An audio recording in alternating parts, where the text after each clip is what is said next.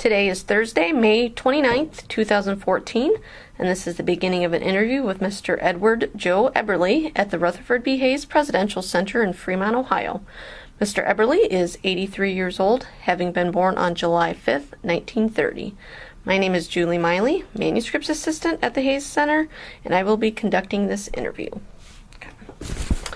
Mr. Eberly, can you state for the record what war and branch of service you served in the years, please? I served during the Korean conflict in Western Germany from February 20th, 1951 until February 2nd, 1954. Okay. Now, when you entered the military, were you drafted or did you enlist? I enlisted for 3 years. Okay. Now, was there a reason why you enlisted? Yes, because the Korean War had just started, and I felt that was part of my responsibility as being an American. I had an older brother who was in the 82nd Airborne during World War II, and he was and is my hero. Okay. Now, where were you living at the time? I lived at 431 Ohio Avenue, Fremont. Okay. And how old were you at the time you enlisted? I was 20 years old. So were you working at the time, or were you in school, college? I was working at the time. Okay. Is there a reason why you picked that branch of military?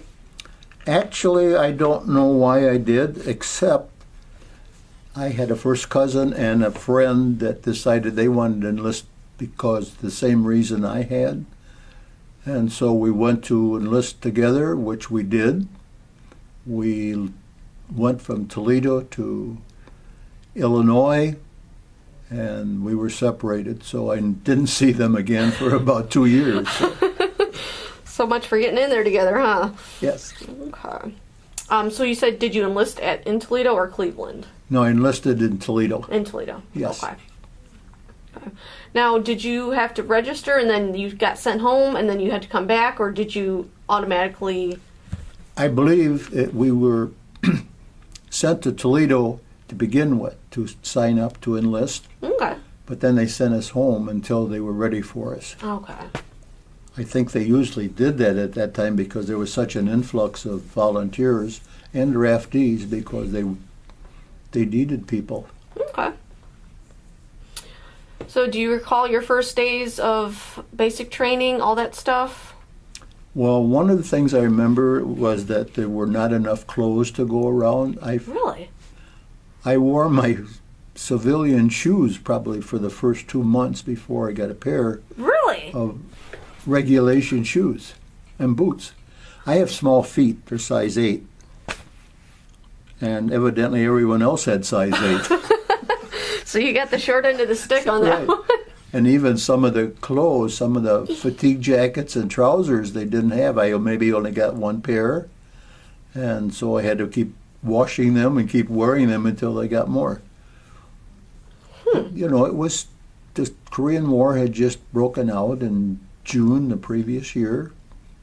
And this was only 6 months later. And I'm sure they were probably doing everything they could to supply those who were enlisting or being drafted, and getting them where they were needed. And so I'm sure there were some glitches in a lot of other areas as well as clothes. Wow. Now, was it like a culture shock sort of for you to get into the military? Did you like that regiment, or? That really didn't bother me because I guess when my brother was in the Second World War, I saw a lot of that, all the neatness and taking care of things.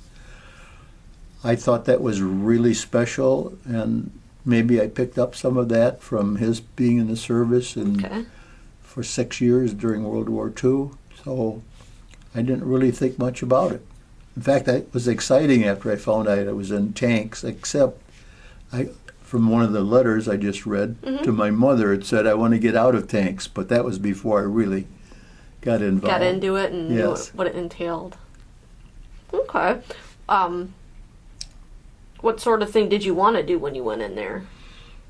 Did you have any preference? Since you mentioned that, I recall them telling us at Fort Sheridan, Illinois, that we were going to go to cook and baker school, which I thought was amusing, a truck driver suddenly going to cook and baker school. But true to the military, that really didn't happen. I think it was just something that they said at the time, and I thought, wow, be a cook and baker. But then I was very happy that I ended up in tanks because I come to like them very much. And of course, after you meet all the people that are involved alongside of you that you become good friends with, you don't want to leave. Yeah. Okay. So was your civilian job, you said you were driving a truck before you entered the military? I think maybe that's the reason. That's why? Okay. Because a lot of people that were in the military that came from the big cities like New York City, maybe they never owned an automobile, so they were not ready to drive. And then to drive a tank, Mm-hmm. and there's no steering wheel, of course, there's just two laterals that you use to stop the track to make it go wherever you want to. Mm-hmm. A lot of people were not able to do that. So I got to drive the tank because I could shift gears and do the rest of the maneuvering. Okay. Do you remember any of your instructors during your basic training time or anything like that, or any experiences that sort of stick out in your mind? No, but all the instructors were from the small town of Redwood Falls, Minnesota, because that was the National Guard division that I was assigned to when I enlisted in Camp Rucker, Alabama. So there were some really neat fellows. Some were very, very stern, but maybe off duty they were a different person, but which I think was great. Okay. I enjoyed just about every one of them. Some of them were funny because they had never been away from home. And to come from Minnesota, which everyone thinks is some other planet, they just found the southern atmosphere, and of course segregation was in full force at the time. Oh, I didn't think So about that was a culture shock for all of us Okay. to see. Well, to see the terrible living conditions some of those people endured their entire lifetime. That was a big shock. I bet. I And can't. to see the segregation in the public places, the water fountains, the restrooms, Wow. just Coming from Ohio and down there, you're like, that's terrible. Oh.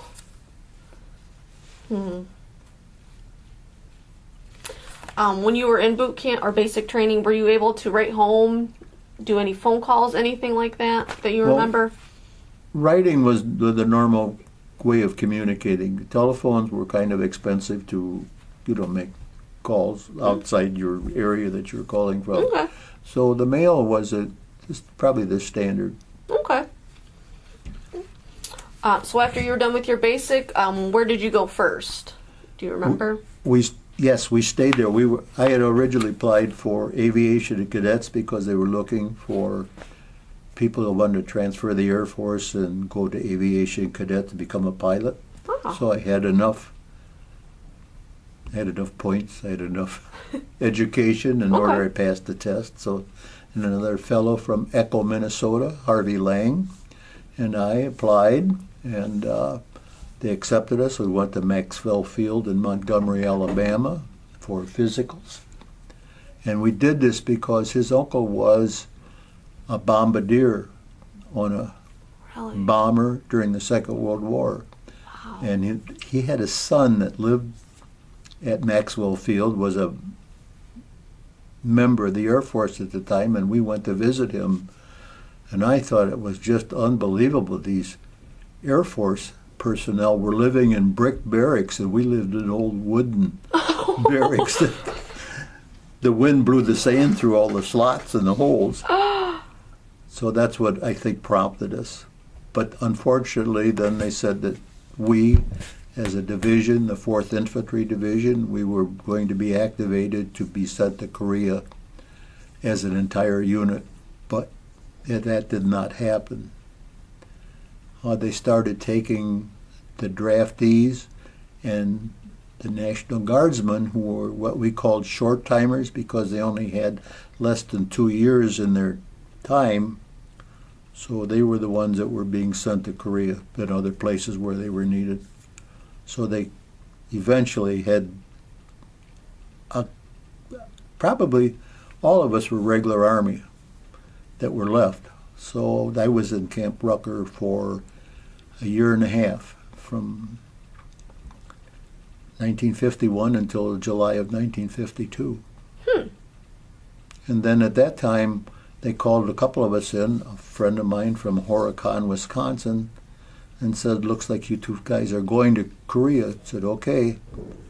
Said, your orders will be down in probably 2 or 3 days. So a couple of days later, they called us in the order room, and they said, here are your orders, and they handed us our envelopes, and we opened them up, and both of us are going to Camp Kilmer, New Jersey.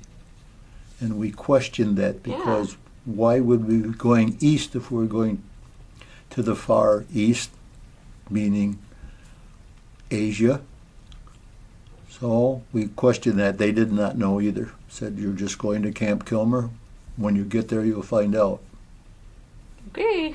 So we both had 15 days leave. So he went back to Horicon, Wisconsin. I went back to Fremont. And near the end of the 15 days, he came to stay with my mother, who was a widow, and I for the last 2 or 3 days, and we enjoyed that time together. And then my brother and his wife and my dear mother took the two of us to Tiffin to get on the Pennsylvania Red Arrow to go to Camp Kilmer, New Jersey. And would you believe that when we got to Camp Kilmer, New Jersey, they had no idea that we were coming or anything. So we ended up being there 6 weeks before they got it straightened out. They had sent all our records and all our other possessions to Korea, and we were sent to Camp Kilmer, New Jersey. And we were there that long of a time before they got it straightened out. Then they called us in and said, you know, we have orders for you now. They have it straightened out. We finally got to the bottom of it. Said, where are we going? He said, you're going to Germany. So that's how we ended up in Germany. But then when he and I got to relocation center in Germany, they split us up. He went to another unit, and I went into another regimental tank company. So we didn't see each other the whole time that we were there. In fact, we didn't see each other until we got back home. Wow. But I think that's kind of typical of the military. I guess you can only believe something after 2 weeks after it's happened. You have to wait that long before you make sure that it really happened. It's going to stick, and that's... Wow. Okay. So, you went to Germany, huh? Yes. Now, at this time, did you already go to tank school, or you had not been to tank school yet? No, we had a tank school, but it was nothing like the 7th Army tank school. Okay. Okay. So what was your job assignment when you got over there? Well, I was a tank gunner before I went overseas. And when I got overseas, the unit I was in was Tank Company, 8th Infantry, the 4th Infantry Division. And I was made a gunner there as well for the platoon leader of the 4th Platoon. And so that's my job for about 2 months. And then I became the tank commander of Tank 42, which was the first tank after the platoon leader's tank, which was number 41. Okay. What area of Germany? Near Frankfurt. Near Frankfurt. Okay. Actually, it was Friedberg in Oberhessen, Upper Hesse. Okay. And your job there was to do border patrol, correct? We did that probably 3 or 4 times in the months I spent there. Oh.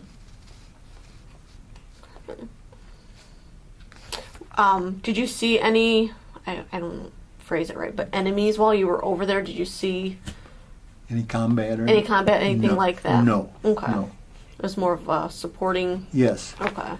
It was the time of the Cold War, and it was actually the Army of Occupation. Okay. So that was our job, to maintain what was already established before we arrived. Okay. Can you describe the tanks that you used and that you drove? The tanks that we had in Alabama were the old M4 Shermans from World War II because they were still trying to develop a more modern tank for the Korean action. And we ended up having Patton M47 tanks. They were 50 ton.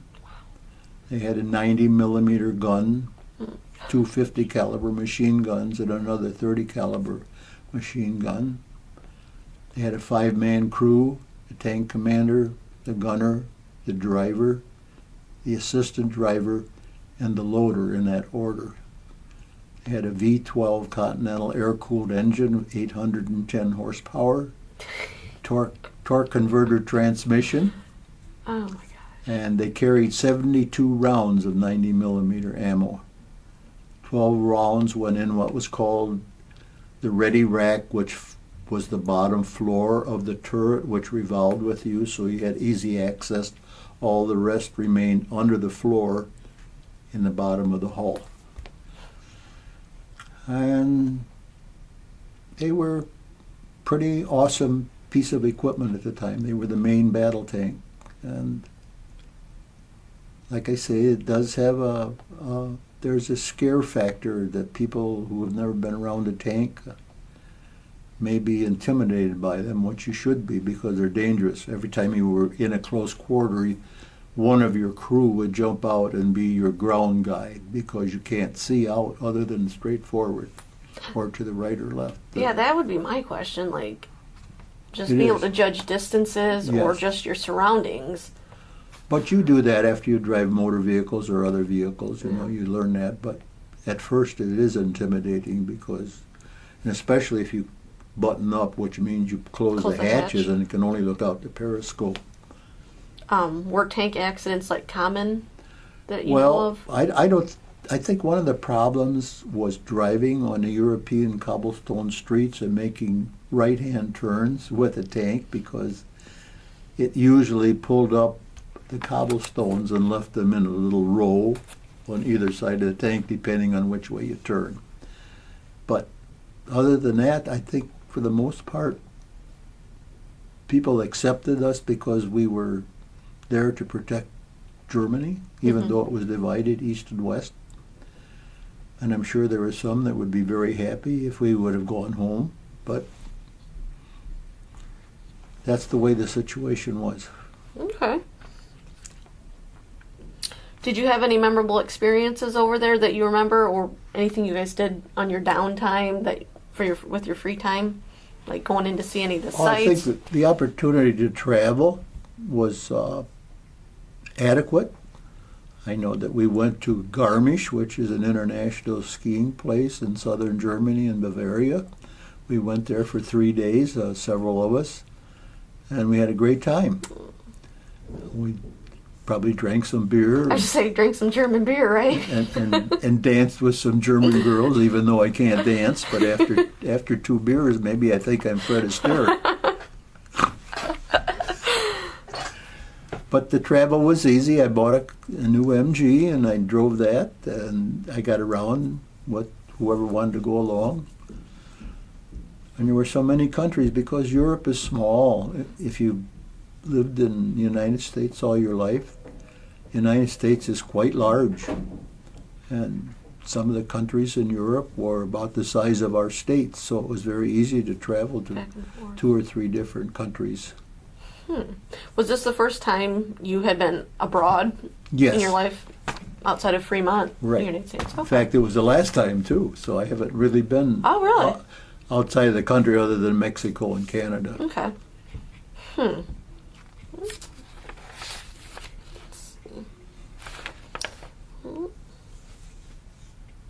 So, what length of time were you over in Germany? About 18 months. Okay. Were you able to go home during that time? Did you get any furlough or anything like that? I probably could have come home. I'm sure that you could have purchased transportation in some form to come home. Because I was there the entire year of 1953, so I accumulated enough furlough time that I could have come home. But I chose to stay. I guess it never entered my mind about coming back to the United States for a furlough, but I'm sure that he could have. Okay. Do you recall the day your service ended and they told you you're going home? Yes, the company commander called me in and said, your enlistment is getting close to the end and we would like you to stay. And he gave me a nice sales talk about staying and becoming other things after I was there another year. But I guess I had become so eager to go home that no amount of promises or anything else that he may have used would have convinced me to stay. So I came home. They were gone. I took my car to Bremerhaven to be shipped back, and they were gone. And then when I came back, they were still gone, and so I just got on the train and went to Bremerhaven and waited for my shipping orders to come back on surface transportation, which was a long trip. It was about 12 or 13 days each way across the Atlantic. Wow.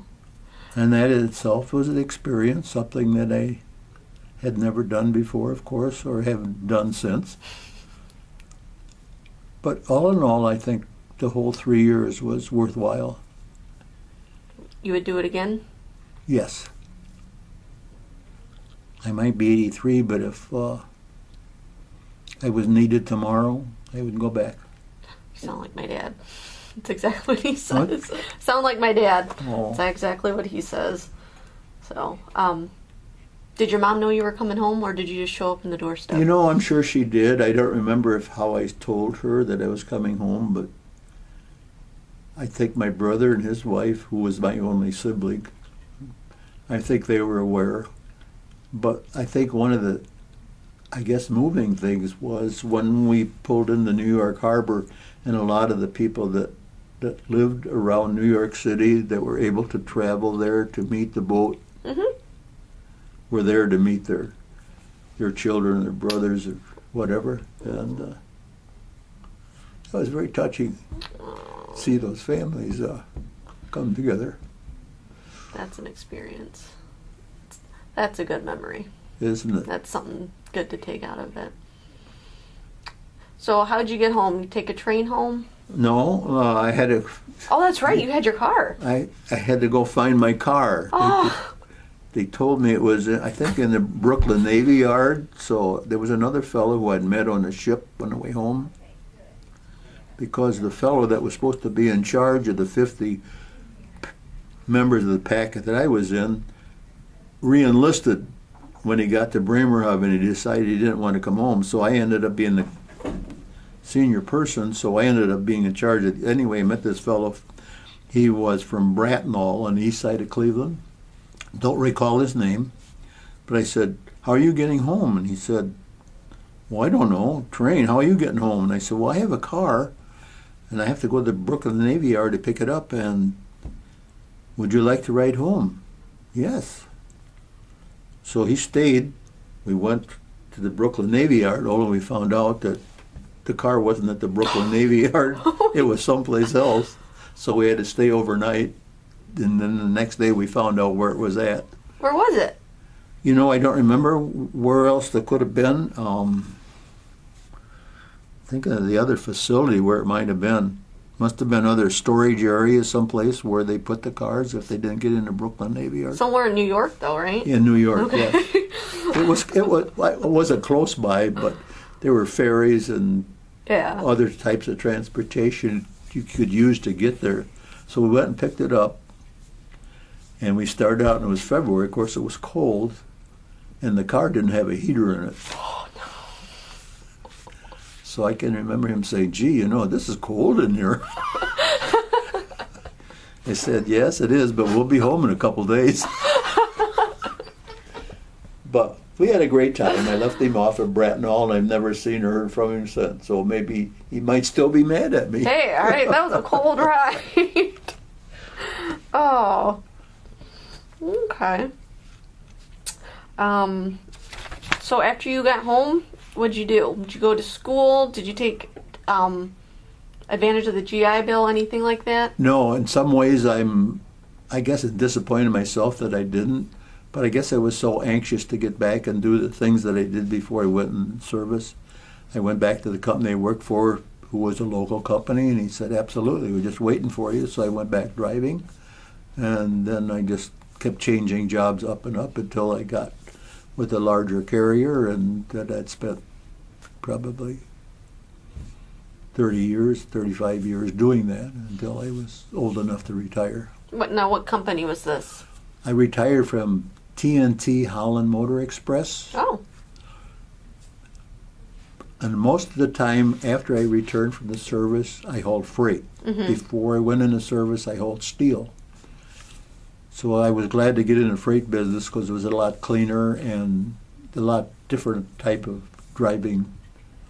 So I was happy to get back in that. I was with one company 34 years before they went out of business, and then I went to TNT Holland Motor Express to finish out my last 6 or 7 years before I was old enough to retire through the union. Okay. I was a union driver. Oh. So when you got back, were you dating? Did you met your wife? Actually, I wasn't dating anyone because the perennial thing happened. As soon as I got overseas, the girl that I had dated, who was my sister-in-law's cousin, we were together in their wedding. She sent me a Dear John. Oh, no! I'm sure today she even regrets that. She better. But my brother worked at Heinz plant, and he had told this girl at the Heinz plant about me coming home, and then somehow we accidentally met at Serwin's. The restaurant? Really? In Fremont. Yeah, the one in, well, it's not Serwin's anymore, but on the not east side. Anything, no. Yeah. Right. So we met, and she was also a veteran. She was in for actually a little more than 3 years, because she was in before the Korean War broke out, and President Truman added 1 year to their time, although she didn't complete that 4th year, but she was also a veteran, so we had a lot in common. And I recall her saying, this was at Serwin, she said, would you take me for a ride in your jet, meaning the car? And so, whoa. I said, sure. Well, then that started off, and here I am 60 years later. And how many kids did you have? 2. You had 2 kids. Daughter Renee was the oldest, and Patrick Joseph was a year and a half younger. Aww. Quite an experience. It was. And I would do that again, too. Hey! You still keep in contact with any of your buddies that you met in the service? Yes, as I told you before, I'm going to Redwood Falls, Minnesota the 30th of June. Polly and I had never been to Minnesota, and we went there in 1958, and it was really neat. Everyone came that was from Minnesota, from Redwood, and we had our first reunion. And then we decided to have one every 5 years, and which we did for probably 35 years or 40 years. Now they have it every year, because as we die off, there's fewer and fewer, and that way if you miss 1 year, the next year you can come and you really didn't miss much. So we'll be going there for, I think it's 65. I don't remember which reunion this is now. I don't know whether they're keeping track of them since they are on a yearly basis. Okay. But it'll be nice to see some of them, because some of those people were just like the rest of us. In fact, all of them are. Mm-hmm. Were you able to keep in contact with any from your specific platoon, anybody? One of the fellows that I was overseas with, Edward Tafe, has passed away. Mm-hmm. He lives in also in Minnesota, and he passed away probably 5 or 6 years ago. And his wife still corresponds at Christmas time, sends us a nice letter, and brings us up to date. They were one of the families we visited on our first trip there. I can remember it well, because We were so impressed with the size of the farms in Minnesota. Huge. Nothing compared to Ohio, huh? No. And all this farm equipment they had. Wow. And they didn't even have an inside bathroom, which I thought was kind of... This was in the 80s? Or no, 50s? No, this was in the 50s. 50s, okay. Wow. Wasn't that something? Wow. And that was normal to them. Yes, yes.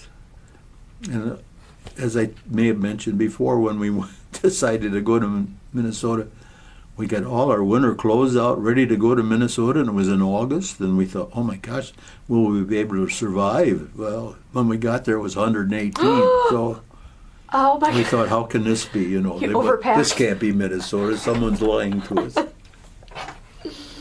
Oh, good memory. And we'd been back to Minnesota quite a few times since then, so I think America is a beautiful place. There are just so many fascinating places that you can go even for a couple of days and come back something you've never seen before, people you've never met before, and make good relationships with them. Just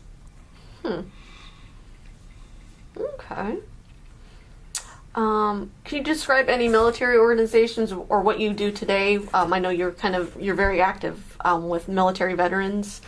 Yes, in fact, Polly and I both are life members of all the organizations that we are eligible. We're not in the Disabled American Veterans because neither one of us were hurt, and we're not in the VVA, which is the Vietnam Veterans of America, because we were much older than they are.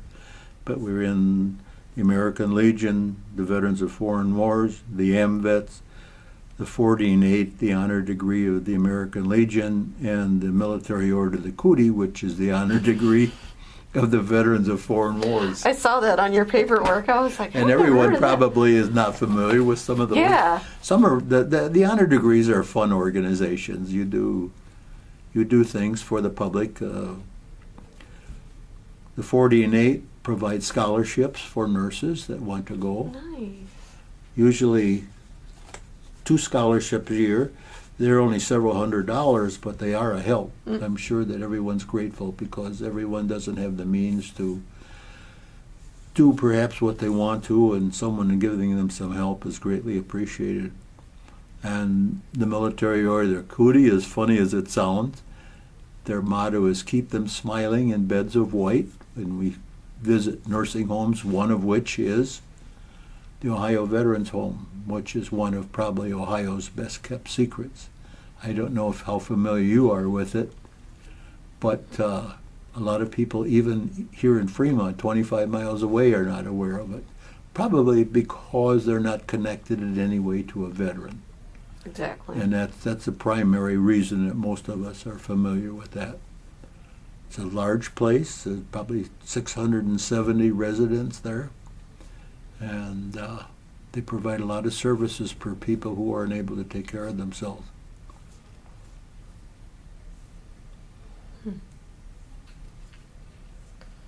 Okay. What are your thoughts on it being called Korean War or Korean conflict? What do you see it as? Well, actually, not being a declared war, I guess it's been called several things besides conflict. And sometimes I think people forget that people died that were in Korea. People died from injuries later when they returned home. I think I'm really a dove, but I think I also reserve the right to become a hawk if necessary. As a person who transport veterans to their different appointments for 17 years and seeing the damage done to veterans, and now at this date of all the discrepancies that have suddenly appeared in the VA healthcare system, to see all of this is demoralizing to me because these are the people that made something just short of the ultimate sacrifice. And to find out that they have to wait so long, although I find that the organizations, the veterans facilities that I go to, they have a very high mark from everyone that goes there. And the unfortunate incidents, the rest of the facilities may not be that way. But to see the fact that these people have to wait any time at all in order to be taken care of for their physical and their mental disabilities, just totally unbelievable. And if anyone wants to take a few moments and face reality, is to go to a VA hospital and see the patients coming in. Mm-hmm. I recall the one that, and not necessarily to mention his name, but he was from Sylvania. Okay. And he was, I guess, got a lot of press because he came back. He was the only survivor in a Humvee. And the neighbors built a room on his mother's house to provide